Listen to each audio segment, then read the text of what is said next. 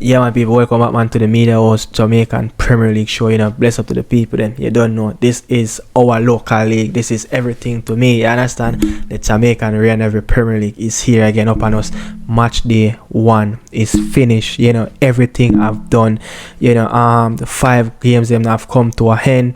No Tivoli and Humberland, and no Cavalier, and no, is it Tivoli and Molines and Cavalier and Humberland as those games suspended. But I would love to know why the game for Cavalier is suspended. Yeah, is it that because Cavalier is going to play later today, and the regular season for the Jamaican Premier League scheduled for Sunday and Monday, but Arnett Gardens will play their game on the 19th in Trinidad. So I don't know, but I guess because the Cavalier game is much closer, but Cavalier is not doing any travel. Cavalier will be playing at Sabina Park later against the Asian team. So I don't know, man, but it is what it is. If they want to give them the break, but why not give Arnett Gardens a break as well, who wants to travel from Jamaica to Trinidad, you understand? But again, let's jump into it, man, because the Jamaican Premier League is heating up. It's heating up. Me no want hear nobody talk about no Jamaican Premier League, this Jamaican Premier League that. Look upon the league where I play. Look upon the players where I play in the league locally. Look upon the new 2 teams that got promoted, Racing and Chapleton Maroon. Remember a couple of years ago, Chapleton Maroon was in the league at 9 points and finished and conceded over 60 goal. Now it seems like a new, fresh Chapleton Maroon ready to make some noise. Racing, with Anthony Patrick and Paul Walker as 2 coaching staff, 2 coaching for the team. You get what I say? Teddy Johnson and O'Neal Bigger Thompson in Chapleton Maroon as well. So again, the league kicks off, and the future look bright. The future look bright. I love it. I love the production. I love the teams them as well with them jersey. Name pan back. You can acknowledge the players them as well more easier without the commentator have to call their name if you don't know a player. You understand? And again, the teams them. Look at the style of play. Look at how the teams them want to play the football.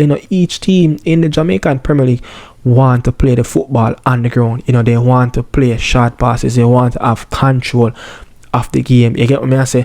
They might not have control for the whole entire period, but guess what?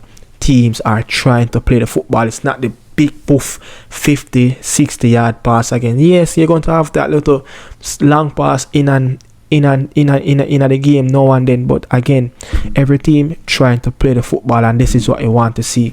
So the regular boys with Steve McLaren, we are trying to play the football. So can this be a new wave of new development for local players and players coming from abroad as well? So but again, man, big up to everybody supporting the Jamaican Premier League. The game, the Monday night game, yesterday, Waterhouse versus Racing and Chapleton Maroon versus Harbourview, very good crowd. And the game on Sunday, Arnett Gardens versus Dunbeholden, very good crowd as well.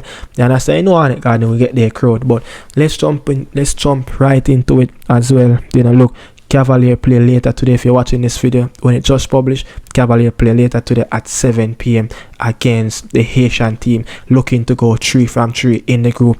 Also, Arnett Gardens will play on the 19th against Police in Trinidad and Tobago. You understand? But look, week 1, Arnett Gardens 3-0, Duana Brown, a brace and a killer goal from Kimani. Bye. You get what I say? But Kimani, bye Arbon. Look, Arnett Gardens will be coming this season. Yeah, I see it. I see something special in the air for the Junglists. But I have been told, you guys, from last season, this kid who goes by the name of Duana Brown, he is arguably the best young striker in the league. Yeah, just 1 goal, last season against Waterhouse. Just that 1 goal, but this is a striker that always put himself in the position, yeah, but he have this thing that he just cannot stay fit for 100%. But when you have a man that is a veteran striker, almost 100 Premier League goals, Fabian Reid, my namesake, yeah, it's going to hard to get consistent run in the team. And a lot of time last season, Duana Brown have played no wide right, wide left, you understand, because just to get Fabian Reid in the team, he has to play through the middle. And guess what? He got his moment in the first game. I don't know what was the issue with Fabian Reid and a couple more players, sitting up on the bench. But again, the fixtures are coming thick and fast for the Junglers. Midweek game in the Champions, in the Caribbean Cup as well. Some my team turn a big team, League Cup. Midweek game, continental tournament. You get what I say?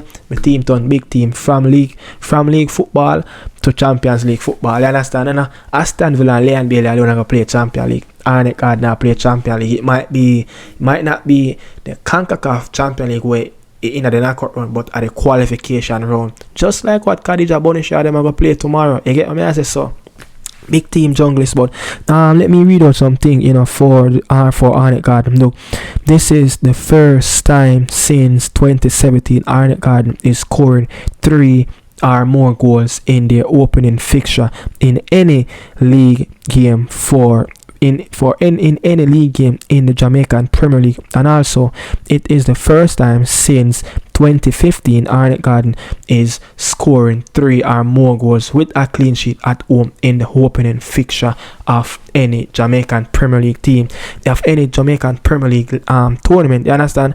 And again, squad depth, Arnett Gardens seems like they have a massive squad depth. When I look on when these two teams played out last season in the first game of the season, a 0-0 draw, it's like a vice versa.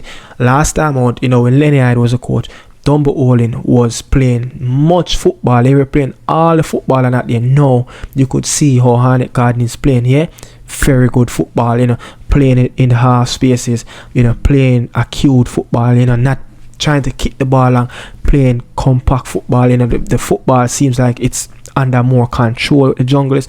And I have to say, I have to command the defensive line. It might not be there as well, but Dyer seems like he is going to make a big difference in Arnett Gardens backline. And we have to just know that, look, the midfield, Jamai Shepherd and National, very good game yesterday. There was just no answer for Dunbeholden. Philip, it's still a work in progress for Philip Williams. Yes, but again, I don't think DeAndre Thomas, for Dunbeholden is the answer. No, Nicholas Nelson scored double digit last season, I think 11 goals. So they're going to have to find a way how to get the goals into the back of the net. But again, a Dunbeholden team that was making a lot of strides to get into the top 6. Let's see what they're going to do under Philip Williams. But again, I think it's a work in progress, But again, the goal that scored, the pressing from the Arnett Gardens team, it was second to none yesterday. It was very good. And then I have to give Xavier Gilbert a lot of credit. He has transformed this team. Now I can see the blueprint of this team, that is a Xavier Gilbert team. It's not a Eric or a Teagat Davis team anymore. It is a Xavier Gilbert team. His blueprint is all written over this team right now. So all credit goes to Xavier Gilbert and the coaching staff and the bigger heads at Arnett Gardens. Things are looking really good. And also the pitch is looking lovely over there at the Anthony Spalding Sports Complex. But move on, with Arnett Gardens and Dunbeholden. Look, it seems like the Zapata ball kick out some people teeth down at Clarendon, Wembley Centre. Look, Craig Butler, this is not the schoolboy football. I love the work that you're doing in football in Jamaica, but we are gonna have a field day with Craig Butler. We are gonna have a field day with Craig Butler. People who's going to cover the Jamaican Premier League, because you see them talking away, make him have to go back it up. Not saying he can't do what he said he's going to do, but again, Mobile is one of those strong team. Look at the depth of quality that Montego Bay have. They have Chanel Thomas, they have Wayne Garden, they have Brian Brown, and all those 3 top players got off the mark. You have players like Wheatley, you have players like Courtney Hallen, so much player, and they trimming, and they have such a very, very good squad. You understand? And the Zapata ball, that's what I'm going to call the Montego Bay style of play, the Zapata ball. That's the Argentinian coach for Montego Bay. But it's no surprise, look, Craig Butler have some work for the last season, Vere United.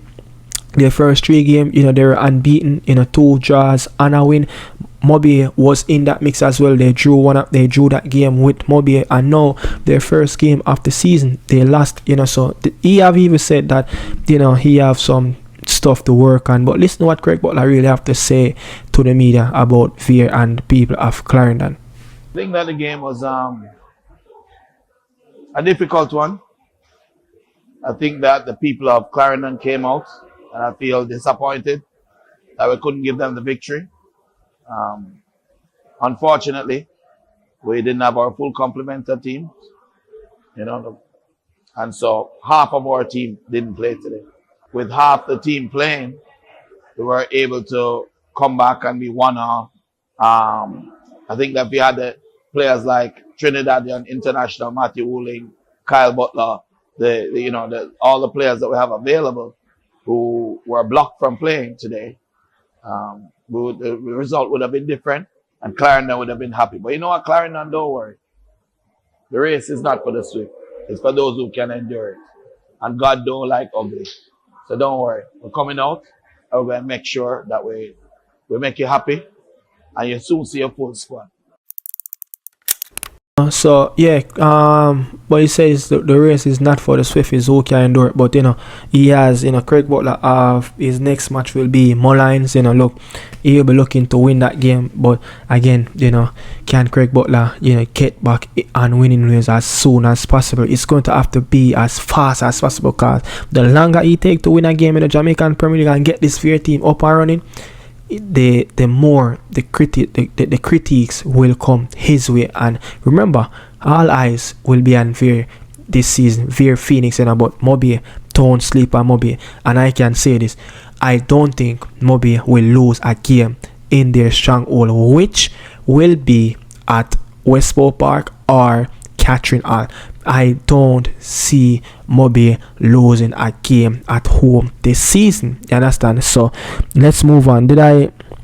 Mobile next game will play Harbourview. You understand? Their next game will play at Harbourview. And remember, Mobile is still unbeaten.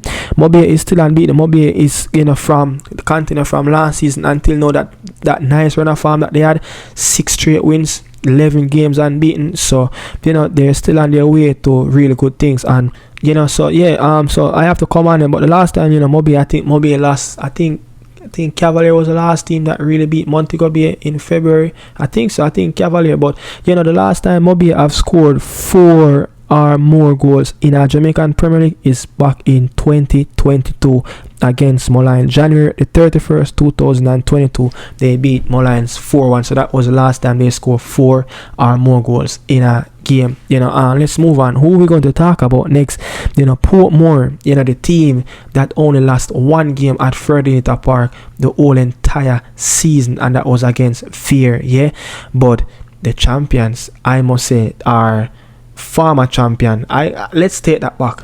The former champion, Tappa Whitmore and Mount Pleasant went to Ferdinand Park and steal all 3 points from, which he could say is their probably bitter rivals. But look, how I really see how that game plan out. I just think the first half it was just too lackluster for Portmore. They just gave too much respect, for a team that they're not going to play you off the park. Over the years that we saw Tappa team, the 2 seasons for Mount Pleasant, he's not going to play you half the park. Yeah, you at home, a very, very good team. 3 games Portmore lost in the entire season. I think 3 games they lost in the regular season and lost 1 in the playoff against Arnett Gardens. But 3 games in the regular season, 1 lost at Ferdinand Park. One of the most impressive defensive team the whole of last season. It was just 1 time a team scored 2 or more goals on Portmore, and it was when they played away to Montego at Westport Park when they got 3-2 in that game. So this is the first time since then until now they have conceded 2 or more goals in a game. So look, Portmore still have a good team, I think, but I think the second half they have created more opportunities. They could have at least get on the score sheet, but they didn't take the opportunity, but the goals that you say that Mount Pleasant scored, from a header, the keeper is making a save and it go back to Shaquille Bradford, so mistakes all around it, but let's see. But again, can Mount Pleasant go 6 straight again? That is their task to go on and win. But listen to what Tappa Whitmore have to say about the game as well.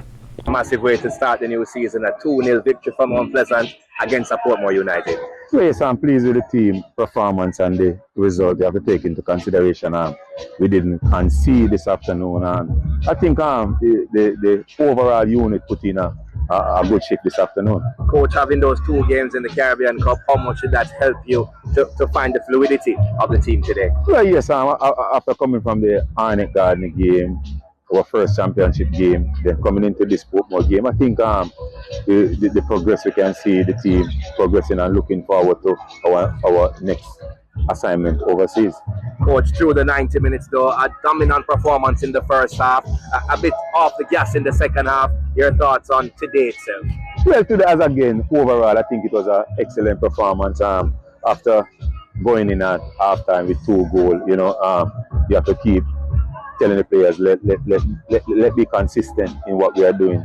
Don't take the foot off the pedal. But after leading 2-0 comfortable, I think we see it out. But yes, that Tappa Whitmore talking. But look, no other than Sule Makala scored on his former team. Yeah, his former team, but this man have got so much important goals for Mount Pleasant over the last season. I think he have scored around 5 goals, for Mount Pleasant, and they all come in some very important, crucial time.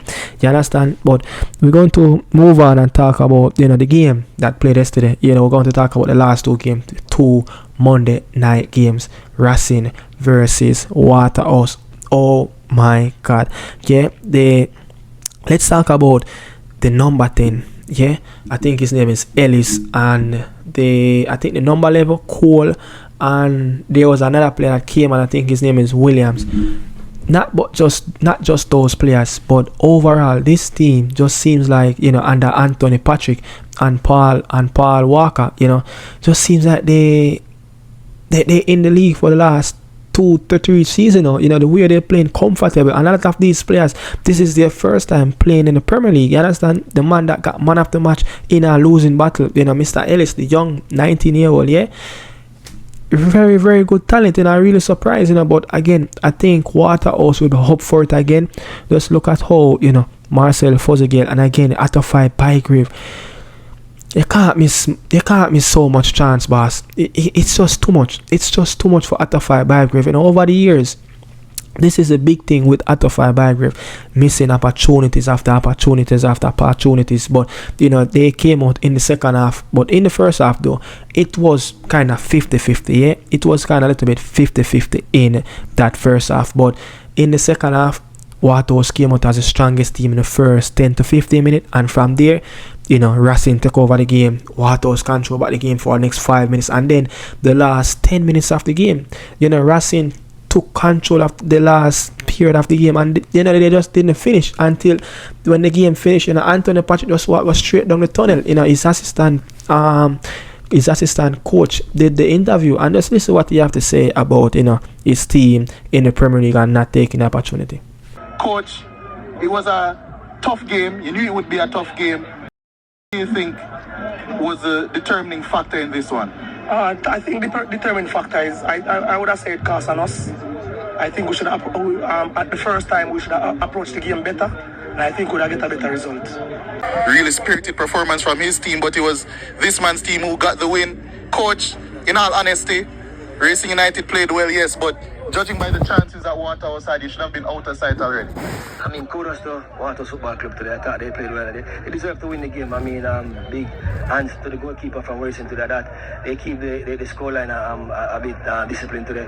But nevertheless, I thought we played well. We bossed the game. We gave up a little in somewhat in the middle of the park today, but we fixed it. I mean, Andre Smith was really workhorse for us today in the middle of the park, and you think he have a good game. Again, look, they're going to learn. They're going to learn from this. You know, it's a big task. You know, but when you look on previous teams them that come up from, you know, the second tier in Jamaican football, it's always a big gap. It's not just in Jamaica, it's like everywhere. When you're coming from and you get promoted to the first league, which is the Premier League, yeah, it's always this big gap. You know, the gap between second tier and first tier, you know, the quality, the teams that's playing on the day, you know, the football is a lot more quicker, you know, it's a lot more quality, a lot more tactical, you know. So let's see, you know, what Anthony Patrick and, you know, Paul Walker can do. But, you know, Fuzzy Gale, I think, you know, look, certain players have a really good game. You know, I like the former Arnett Gardens player, you know, Amos. He was playing in the center of position. He looked comfortable on the ball. I mean, big one as well, Junior Shuttlebus McGregor got his debut. He came on in the 79th minute as well. You know, good to see him back into the league. And I think there's another player in the midfield, you know, Gibbons played a wonderful game. Nikai Christian, you know, trying to be Nikai Christian by creating opportunities for his team. You know, I think there was this player named Andre Smith, you know, formerly of Tivoli Garden, you know, played at Waterhouse last season as well. I think he played a really excellent game. You know, he was the one that breaking up plays in the midfield for Gibbons and Nikai Christian when they out in the wilderness trying to hustle and creating moments for the attacking players. But again, you know, straight up, you know, look, very good game for Waterhouse. Important to get the 3 points, and you know, they will move again and take that. But again, man, Arborview versus Chapleton Maroon, they left off where, you know, it's like they picked up where they left off from last season. You know, so many defeats last season, you understand? And the poor season that Ludlow Bernard had, it's just crazy to see this guy still around. You know, he moved himself from the head coach and they move him upstairs to probably some technical director or something. You know, he's dealing with Arborview football.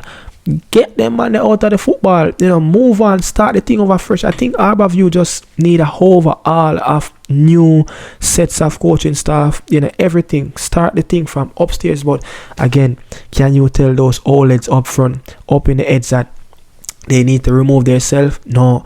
But again, when you look at the football, Chapleton Maroon, you know, O'Neill Bigatams and Teddy Johnson team, they played Arborview off the park. You know, Andre Fagan up front, you know, got the equalizer when Chapleton Maroon went ahead, but they found a way to get another goal on Arborview, and they just didn't have any answer. The football was so slow. Kaim Priestley, you know, didn't really have any answer in the midfield. You know, Harding on that left hand side, too much long pass, you know, breaking bridge in the back. You know, it was just chaotic in that second half of Arborview. They just didn't know what to do. They look out of ideas, you know. But listen to what Bojo Henry have to say, you know, after the game, after Arborview lost the game 2-1. Behind again shortly after. Yes, you know, it's something that we continuously have to work on. You know, it's one of our Achilles, and we continue. But then again, you know, I keep on preaching to the boys that individual mistake is a no-no. And our first goal is an individual mistake, and we have to find a way to cut that out, yeah? And you know, your team going forward, what did you tell the boys at halftime when you made those changes, and what did you expect to change in the second half? Yeah, we just made those changes so we can have some more control in the midfield, and it paid dividend because we get back a goal. You know, but then again, you know, we have to hold on to that. You know, if we can't win it, we have to make sure we don't lose it. But, you know, it's the first game and we have 38 left in the regular season. We just have to dig deep, and we will get better and we will cut out these because, as you might know, there are some players that are not available. So, you know, as we go along, more players will come in, and the team is going to get more competitive as we go along. All right, thank you very much, Coach, and best of luck for the rest of the season. Yeah, man, thanks. And, you know, again, you know, Bojo Henry just spoke, and listen to what, you know, O'Neill Bigatams have to say again, you know, with the winning victory of Chapleton Maroon. And I think the last time a newly promoted team is winning their first game of the season on the first day, you have to go back to when Mount Pleasant just got promoted to the league in the 2017-2018 league. They beat Portmore United as well at Ferdinand Park, you know. So this is some local history for you guys as well, you know, what Chapleton Maroon have done to Arborview. But listen to what O'Neill Bigatams have to say. Maroon's coach, we spoke before the game, and you said that there were some things that you'd like to see your team do. How well did you think that they executed out there? I mean, there have been glimpses of it, but you want to be more consistent in terms of the things that they train on a weekly basis. But I mean, it's the first game of the season and it's a game of result. So regardless of the type of performance, you want to get 3 points. And we did that today, and we will just continue to work on the areas that we think will only improve us as a club. And coach, I'm not quite sure if it's because you're a defender, and although your team performed pretty well in an attacking sense, I think that your shapes out of possession were really good in both the high press, the mid block, the low block. Is that something that you have been trying to drill into your players? I mean, that is one of the areas that we target, because we understand it is very tough to contain. I mean, striker is very hard to come. You know what I mean? So once you can keep 0 for long, it is more opportunity to win the game. So we make sure we enforce that we stay compact, stay connected, and we did that well as you. Let us say we just want to continue on the different phases of the game, and then collectively hope that can give us an opportunity to push as far as possible up the table. And you gave Nathaniel Howe today's man of the match. He had the captain's armband today. What was your thinking behind that, seeing that he's such a young player in a relatively experienced squad? I mean, one of the things we must understand, we don't have a lot of leaders in the country, and I think Vanzi and those guys, we expect him to be vocal, but he's one who play as our captain should play, and he demonstrated that today, and we want to give indication that age is just a number. Once you are good enough, then the age doesn't matter, and he displayed that today, and we just want to congratulate him on the display. He has played a mature game, and we hope he can continue on that phase very long. All right, thank you very much, coach. It was a good performance today. All the best for the rest of the season. Thanks. Quite a couple of years now, you know, I hear at Chapleton Maroons, you wearing the captain's armband. How important was it for you to deliver a performance worthy of that armband? Well, I work hard in training, so the coach picked me to be this captain tonight, and I come out and I deliver for the team. I score a goal and an assist, and I come away with the victory. And it was not only what you did on the offensive end, but how hard you were working, as you said, on the defensive side of the ball as well. You see your teammates every day, you know how talented they are. What do you think about Chapleton Maroons and their chances this season? Chapleton Maroons have a good team, so we're going to fight for go to the playoff, and we believe so we can make the top 6. And you personally, do you have any personal goals, any number of goals and assists or anything to help the team? I aim for 10 goals and 10 assists this season. Well, you certainly... And going. If we get 10 goals in the run, so I can go again. Well, you certainly have the quality to do it. You played an excellent game today, and best of luck for the rest of the season. All right, thank you, sir. You know, so yes, people, so that is the end of the Media House Jamaican Premier League show. I really appreciate you guys as well. Hope you guys support this content. Yeah, this is the content I love. I love the Jamaican Premier League, man. You know, Arnett Gardens all the way. Looking forward for the rest of the games coming up on the weekend as well. Match day 2. But yeah, thanks for watching. This is Nicardo Media House. I'm out. Yeah.